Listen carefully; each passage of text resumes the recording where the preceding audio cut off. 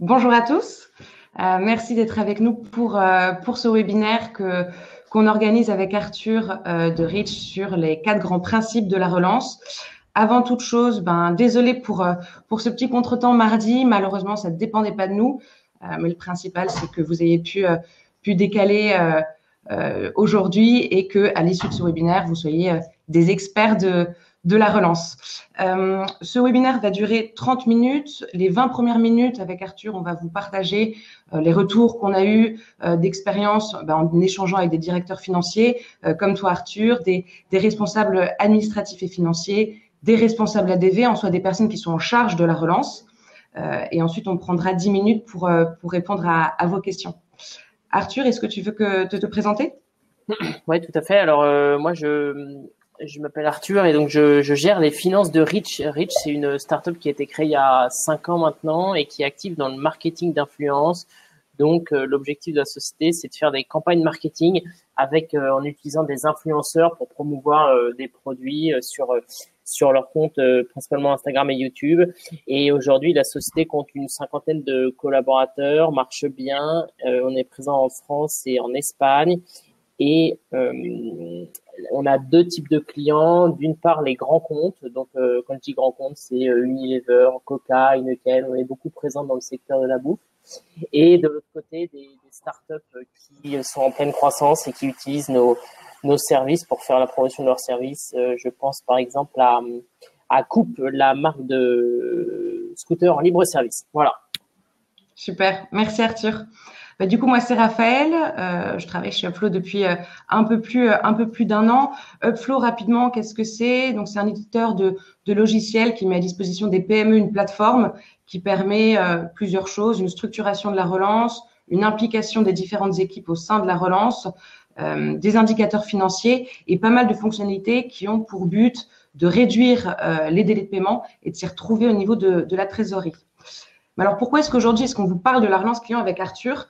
Je pense que vous le savez tous, un des grands objectifs des PME, ça va être évidemment de réduire ses impayés et donc de relancer ses clients, puisqu'en fait, vendre et produire, c'est bien, mais se faire payer, c'est encore mieux. En fait, pour moi, il y a 3 enjeux à ce sujet-là. Arthur, n'hésite pas à commenter mes propos. Mais tout d'abord, il y a un enjeu pour moi de performance. C'est indispensable, évidemment, de relancer ses clients pour limiter les risques. Et moi, il y a un chiffre qui me marque particulièrement. Au-delà de 30 jours de retard, la probabilité de défaillance d'un client est multipliée par 6. Donc, c'est énorme. Je ne sais pas ce que toi, tu en penses, Arthur. Alors c'est vrai que cet enjeu de performance, il est crucial. Nous, on distingue toujours les grands comptes des petits comptes chez Reach pour notre relance. Et en fait, ce qu'on remarque, c'est que pour un grand compte, quand un grand compte nous a pas payé à temps, c'est généralement que la facture est arrivée au mauvais endroit, donc il suffit de la renvoyer au bon interlocuteur comptable. Ça, c'est assez facile. En revanche, quand c'est des petits comptes, on a une démarche de recouvrement beaucoup plus proactive. Pourquoi? Parce que les petits comptes, quand ils vous ont pas payé au bout de plusieurs jours ou de plusieurs semaines, généralement, c'est mauvais signe, c'est qu'ils ont des problèmes de trésorerie et c'est que vous pouvez vous inquiéter pour le recouvrement de votre créance. Donc, c'est vrai que c'est un enjeu très important. Ouais, effectivement, et puis même pour aller un peu plus loin, et c'est mon deuxième point, on en parlera dans tous les cas un peu plus tard dans la présentation, Arthur, mais effectivement, au sein de la relance, pour qu'elle soit la plus performante possible, généralement, il y a un enjeu de collaboration qui intervient. C'est vrai que lorsqu'on parle de relance client, la première chose qui nous vient à l'esprit, c'est réservé à l'équipe financière, à la direction financière. En revanche, il y a une collaboration avec l'équipe commerciale qui, pour moi, est indispensable. Autre chiffre qui va illustrer mon propos, avec une marge bénéficiaire de 10%. Un commercial doit générer 10 commandes équivalentes pour compenser seulement une seule prestation à payer. C'est énorme. Donc, en fait, les commerciaux, moi, pour être commercial, je vous assure que je préfère participer à la relance d'un impayé d'un de mes clients plutôt que d'avoir à tripler d'efforts pour compenser, en fait, une prestation qui est impayée. Et enfin, un enjeu stratégique, et pareil, Arthur, j'aimerais bien avoir ton avis là-dessus. Vous le savez tous, c'est votre quotidien. La relance occupe une part importante de votre quotidien. Et généralement, elle peut freiner l'évolution de la direction financière vers un rôle stratégique, dans le sens où il faut parfois limiter les actions répétitives donc notamment la relance, pour peut-être se consacrer à des tâches qui sont à plus forte valeur ajoutée. Je ne sais pas ce que tu en penses, Arthur. Alors, c'est vrai qu'on dit souvent que le cash, c'est le nerf de la guerre. C'est pour ça qu'il faut avoir un processus de recouvrement qui soit efficace, ce qui passe aussi, on y reviendra, par un processus de facturation qui soit efficace.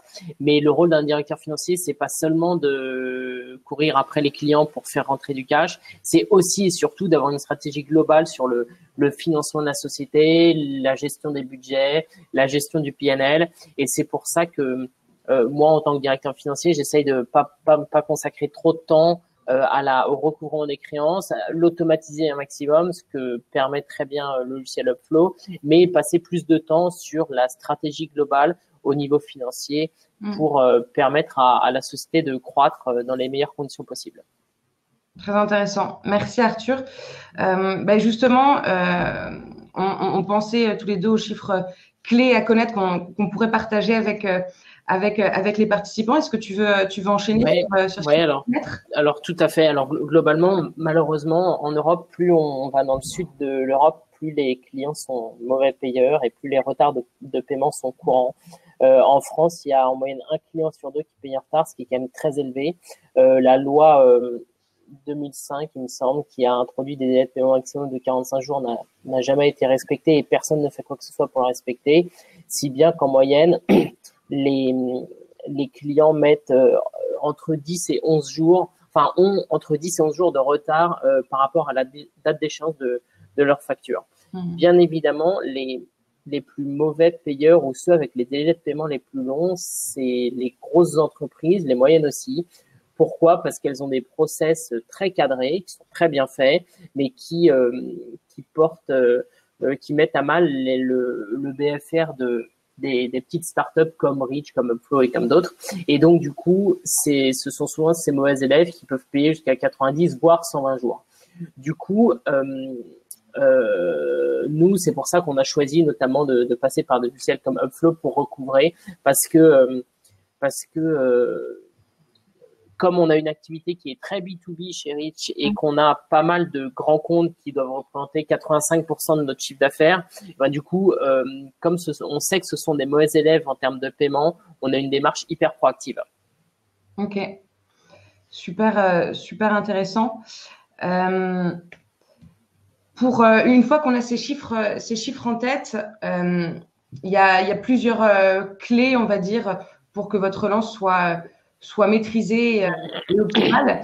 Mais avant tout, peut-être qu'il faut se consacrer à la facturation. Tu avais une remarque qui était pertinente, toi, à ce sujet-là. Alors c'est vrai que en fait, une bonne relance, le prérequis d'une bonne relance, c'est aussi et surtout une bonne facturation. Pourquoi ? Parce que, et notamment dans les grands comptes, il faut veiller à avoir la bonne entité à facturer. Ça peut être une filiale, la maison mère ou autre. Il faut veiller à avoir les bonnes coordonnées, les numéros de TVA et tout ça. Il faut veiller à bien sûr avoir le numéro de PO, ce qui est très très courant chez des grands comptes. Et donc du coup, une fois qu'on a tout ça, on est sûr d'avoir la bonne facture. Le dernier prérequis, c'est aussi de savoir à qui l'envoyer. Pourquoi ? Parce que bien évidemment, dans un grand compte, chez un grand compte, si vous l'envoyez à votre contact commercial, vous pouvez être sûr que dans 99% des cas, la facture ne sera pas transmise au contact financier, comptable, administratif, et que donc elle va se perdre dans les méandres d'une tour à la Société Générale, d'une tour à la Défense, pardon, je pensais à celle de la Société Générale, et du coup, vous serez pas payé. Et donc ça, c'est un grand enjeu, c'est le fait d'avoir un processus de facturation qui soit optimal. Ok. Effectivement, une fois qu'on a ces process qui sont bien mis en place au sein de votre entreprise, avec Arthur, on a relevé 5 points pour que votre relance soit la plus parfaite possible. Tout d'abord, il faut que votre relance soit systématique. Alors, systématique, ça veut dire quoi ? Dans un premier temps, évidemment, donc ça c'est le b.a.-ba de la relance, mais aucune facture impayée ne doit rester sans relance. Même avec une promesse de vente, on est d'achat, enfin de règlement plutôt. Il est indispensable de mettre votre facture dans un plan de relance qui soit automatique ou personnalisé, peu importe. Aucune facture ne doit rester sans relance. Et deuxième point aussi à ce sujet-là, il faut que votre relance, suive une chronologie qui soit bien définie. pour pouvoir la qualifier. Je m'explique. Il va falloir en fait savoir ce qui relève en fait d'une relance qui est peut-être plus technique, et à ce moment-là qui relève du service financier. Par exemple, une facture qui est non reçue, une erreur dans le contenu de la facture, ou bien une facture, comme tu t'en parlais, Arthur, tout à l'heure, qui est en attente de validation interne. Ça, c'est la première étape. Et la deuxième partie de la relance, qui est une relance, on va dire, commerciale, où là, par exemple, on va parler d'un problème de prestation ou d'un litige qui est complexe. Et à ce moment-là, ce sera les responsables de compte qui s'occuperont de cette partie-là. La deuxième caractéristique d'une relance optimale, c'est la personnalisation. En fait, aujourd'hui, vous avez un nombre X de clients, mais je suis sûre que si vous vous penchez bien sur ces clients-là, vous pouvez les regrouper en différents groupes. Par exemple, des grands groupes, des PME, des clients étrangers, des bons payeurs, des mauvais payeurs. Et en fait, il va falloir tenir compte de cette personnalisation pour relancer vos clients. Donc, un conseil, évitez les mails automatiques, les mails froids qui sont communs à tout le monde. Et justement, en adaptant la relance en fonction de votre client, ils seront plus à même de vous régler. Justement, chez Rich, Arthur, toi, tu disais qu'il y avait plutôt des grands groupes et des plus petites structures. Comment est-ce que tu fais, toi, la différence? Alors,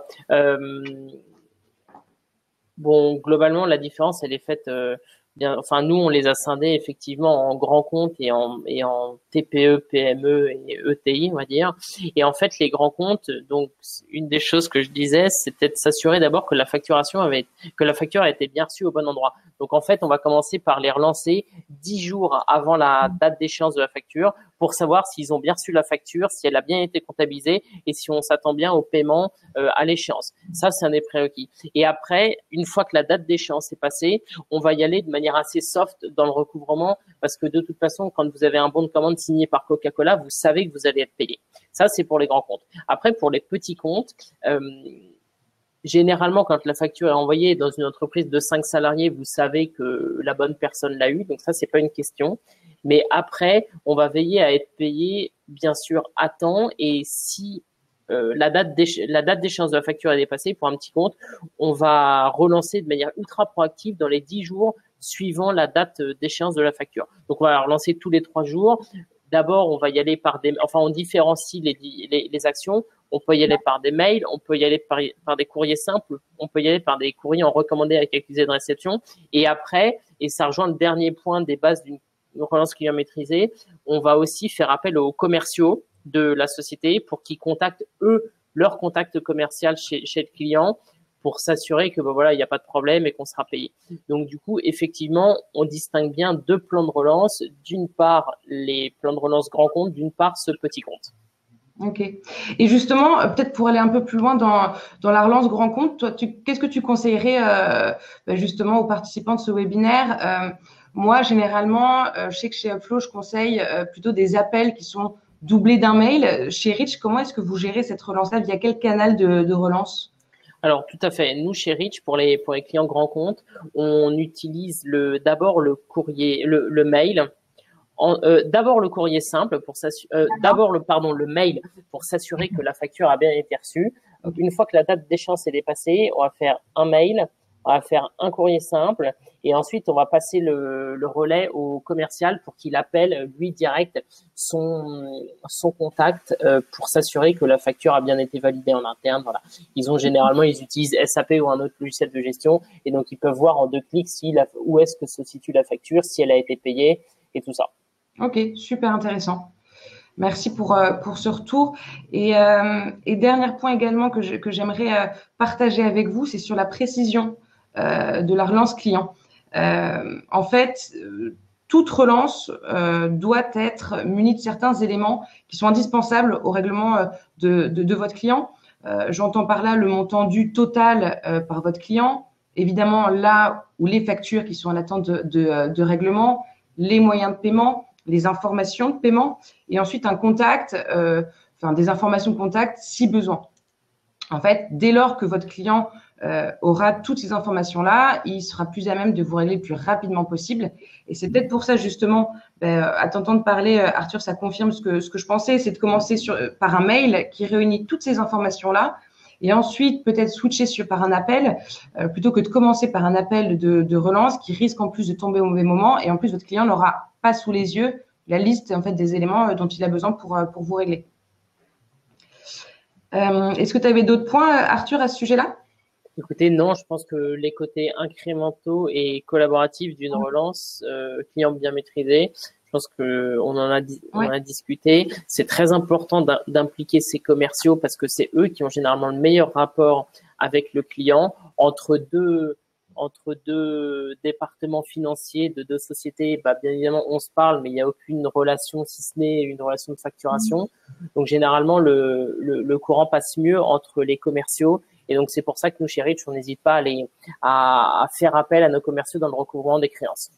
Écoute, la transition est on ne peut plus parfaite, Arthur. On croirait même qu'on a préparé ce webinaire. Donc justement sur l'impact en fait des commerciaux sur la relance, effectivement, comme tu le disais, la relance client quand on en entend parler semble exclusivement réservée à la direction financière, mais comme tu le disais très bien, Arthur, elle est la collaboration avec les commerciaux est juste indispensable. Déjà parce que les commerciaux, c'est eux qui sont en première ligne avec les clients, bien en amont de la facturation. Et c'est peut-être eux qui peuvent donner des petits éléments à la finance sur peut-être une éventuelle dégradation de la solvabilité du client, puisqu'en fait, c'est eux qui auront discuté avec le client bien en amont. Et puis, deuxième raison, si on parle d'un litige commercial, donc par exemple une erreur de prestation ou alors un retard qui est trop important, c'est eux qui vont rentrer dans le combat de la relance. Donc, il y a 3 conseils qu'on voulait vous partager avec Arthur sur la façon d'impliquer vos commerciaux. Tout d'abord, réaligner les intérêts. Donc, ça veut dire quoi? Pour les impliquer, il faut commencer par des choses simples. Donc, par exemple, commencer par transmettre l'information de paiement du client au responsable de compte. Une fois que ces informations-là sont bien prises en compte et sont imbriquées, on va dire, dans le process et dans la mentalité, peut-être les commerciaux seront peut-être plus à même de voir une modification de leur commission. Par exemple, être commissionné sur un CA qui est encaissé plutôt que sur un CA qui est seulement facturé.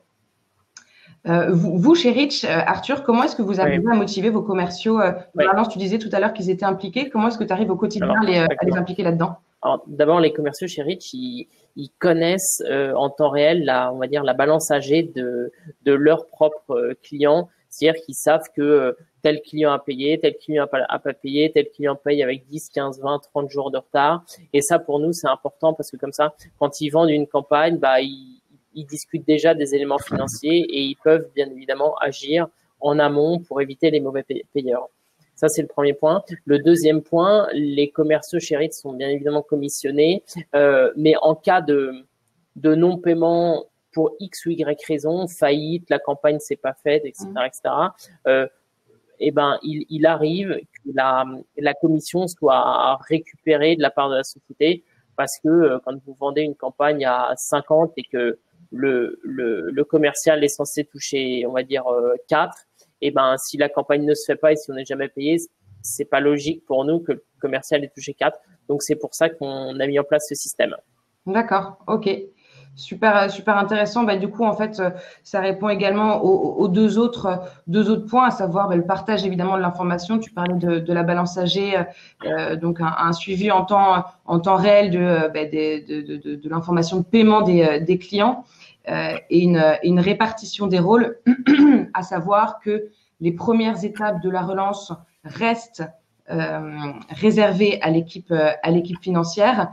Et si il y a un trop fort retard ou alors que l'équipe financière n'arrive pas à contacter la bonne personne, à ce moment-là, le commercial pourra reprendre le relais puisqu'en fait, il est censé déjà avoir construit une relation avec le client, donc il sera peut-être plus à même que de trouver une solution. Et on passe à la dernière partie, Arthur, sur les 4 conseils pour organiser votre suivi de relance. Oui, tout à fait. Alors, comme vous l'avez compris, la responsabilisation des équipes est très importante dans le processus de relance. Globalement, il y a 2 équipes qui sont actives dans le processus de relance. D'une part, il y a l'équipe administrative et financière, les personnes en charge de la facturation et puis celles qui vont faire les relances de manière, on va dire, classique. Et ensuite, il y a toute l'équipe commerciale qu'on n'hésite pas à impliquer chez Rich pour elles arrivent plutôt en fin de course quand il y a des problèmes de paiement. Et donc là, elles arrivent souvent à débloquer les choses. Deuxièmement, la mesure des résultats et la communication. Comme je vous l'ai dit, nous, les commerciaux ont toujours accès à la balance AG de chacun de leurs clients. Donc ça, c'est pas mal parce que ça les sensibilise au problème du recouvrement des créances. Et ensuite, nous, chez Rich, bien évidemment, on regarde l'encours qui est dehors, les sommes qui sont échues, qui ont été facturées, qui sont échues, les sommes qui ont été facturées qui ne sont pas encore échues, et quand est-ce qu'elles vont être échues.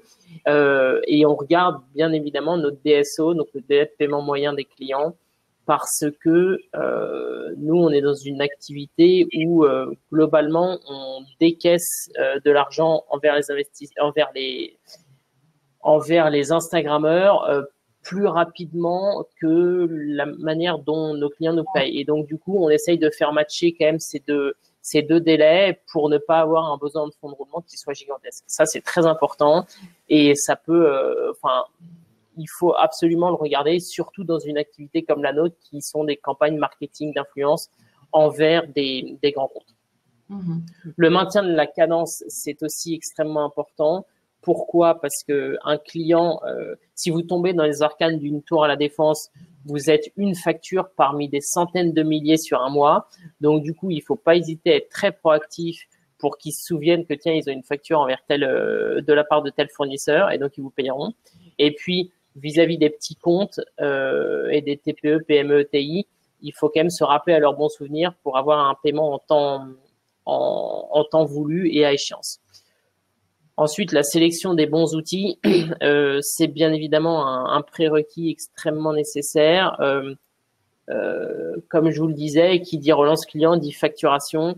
Donc, avant de regarder les bons outils de relance client, il faut regarder les bons outils de facturation. Moi, il y en a 3 que j'aime bien. Il y en a un qui est totalement gratuit qui s'appelle Wave, W-A-V-E, qui est un logiciel canadien qui fait le boulot, qui est pas extraordinaire mais qui fait le boulot, qui est celle-ci bien sûr. C'est un CRM assez complet et ils ont un outil de facturation qui est quand même bien fait. Et puis le dernier, c'est QuickBooks, qui est un logiciel plus comptable mais qui a un module facturation aussi qui est très bien fait. Et du coup, derrière, quand vous avez bien fait votre facture, vous avez les logiciels de recouvrement de créances. Et ça, alors je parlais de celle-ci, ils en ont un qui est pas mal fait, qui fait le boulot, mais qui est quand même incomplet sur certains volants. Et puis sinon, vous avez Upflow, dont on parle aujourd'hui, qui est un logiciel qui est beaucoup plus complet et qui est vraiment centré sur la relance client et non pas la facturation.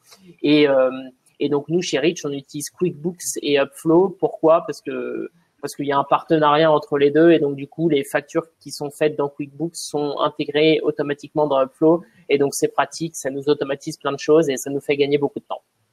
Super. En plus, tu devances les questions des participants parce qu'effectivement, il y avait une question sur quels outils utilisez-vous. Donc nickel pour ça. Pour information, chez Upflow, on est passé sur Chargebee et donc évidemment, on utilise également Upflow. Chargebee Upflow qui est amené à être connecté donc pour avoir les mêmes avantages qu'un QuickBooks et Upflow ou qu'un Celle-ci Upflow avec lequel nous sommes également intégrés. Merci pour votre participation. J'espère que on vous aura donné quelques clés pour améliorer et perfectionner, on va dire, votre relance client. Il y a déjà 2-3 questions qui sont tombées. Donc la première question, donc sur les outils à laquelle on vient de répondre. Une deuxième question qui est sur l'implication des commerciaux. Bon, on en a déjà un peu parlé. Mes commerciaux donc ont peur de parler d'argent. Ils ne sont pas à l'aise avec ça. Comment faire? Toi, Arthur, comment est-ce que tu fais? Donc, effectivement, on sait qu'ils sont, on va dire, engagés financièrement aussi, tes commerciaux, dans le bon déroulement, on va dire, d'une mission. Est-ce que tu aurais peut-être 2-3 conseils supplémentaires pour justement peut-être impliquer les commerciaux pour ceux qui sont un peu plus frileux, on va dire, à parler d'argent avec les clients? Oui, tout à fait. Alors, chez Rich, et comme dans beaucoup de sociétés, je pense, de startups, on est assez transparent sur nos chiffres. Et donc, ça me permet de rebondir sur un point que tu évoquais au début, c'est la marge bénéficiaire. Si vous faites une marge bénéficiaire de 10% sur chacun de vos clients, sur chacune de vos factures, et ben, s'il y en a une qui est impayée, il en faut 10 pour compenser. Et donc, du coup, ça, c'est quelque chose sur lequel on a beaucoup insisté avec nos commerciaux, c'est de leur dire, voilà, quand vous facturez 50 000 euros à un client, bah, sachez que les 50 000 euros, on a beaucoup de frais, on a les influenceurs, on a les frais de production, on a les salaires, les locaux, tout ça à payer. Donc, in fine, les 50 000 euros, ils tombent pas dans notre poche. Donc, du coup, nous, on a peut-être une marge bénéficiaire de 10%, on va reprendre cet exemple-là. Donc, il faut qu'on refacture 500 000 euros pour dégager pour pallier au défaut de paiement de la facture initiale. Et ça, c'est quelque chose sur lequel on a beaucoup insisté auprès de nos commerciaux. C'est la sensibilisation au paiement des clients. Et donc, du coup, nous, aujourd'hui, nos commerciaux, ils ont pas trop de problèmes à rentrer dans le processus de recouvrement. Ok, super intéressant. Merci pour ce retour. Alors, il reste 2 autres questions. Alors, une à laquelle on a déjà à peu près répondu sur les grands comptes, mais il y en a une qui m'intéresse et j'aimerais bien avoir ton avis aussi là-dessus, Arthur, sur les recommandés où un participant trouve que ça fait un peu trop poussif pour le client. Moi, la première chose qui me vient en tête, alors effectivement, le recommandé, c'est quand même un message fort que tu envoies à ton client, c'est-à-dire qu'après cette étape-là, ben, c'est quand même la mise en demeure, donc c'est un signal fort. Peut-être commencer par un courrier simple et en amont en fait de ce courrier recommandé qui est pour moi la dernière étape. Tu me donneras après ton avis, Arthur, mais bien programmer, on va dire, son plan de relance avec des mails, des appels, des courriers simples, changer d'interlocuteur, que ce soit chez vous, donc au sein de votre entreprise, mais aussi chez votre client, pour être bien sûr de toucher une personne. Mais et puis après, dernière chose aussi, je pense qu'il faut, tu me donneras ton avis, Arthur, mais dédramatiser aussi l'aspect relance, de se décomplexer en relançant son client, parce que si on envoie un recommandé, je sais pas, moi j'ai n'importe quoi à 100 jours de retard, il faut peut-être aussi se poser la question sur la relation qu'on entretient avec son client, et peut-être qu'un recommandé en fait est nécessaire. Il faut peut-être aussi décomplexer par rapport à cet envoi-là. Est-ce que tu as…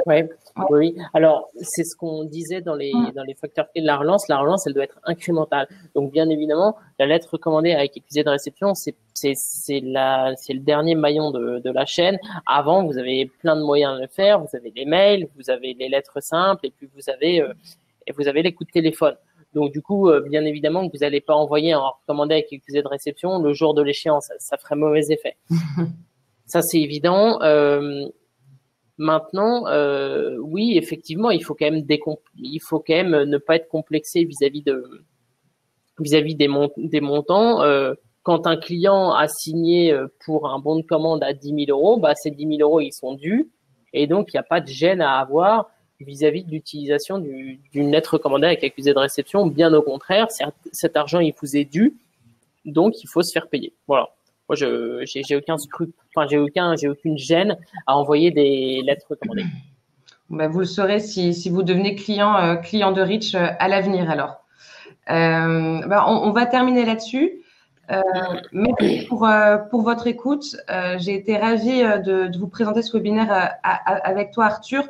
Je vous ai mis nos deux informations de contact, que ce soit mail et les sites internet respectifs de nos sociétés. Si vous avez des questions sur Rich, n'hésitez pas à contacter Arthur. Pareil pour Upflow. Moi, je me ferai un plaisir de répondre à vos questions. Par mail, vous allez recevoir automatiquement le replay de ce webinaire avec un petit cadeau en bonus, donc qui est le guide de la relance qui a été construit par Upflow et avec un template d'une séquence d'un plan de relance qui a été testé et approuvé par nos clients. Donc, je me fais un plaisir de partager avec vous. Je vous souhaite une très bonne journée. Salut Arthur, à très vite. Bonne journée à tous, merci beaucoup. À bientôt, au revoir. À bientôt.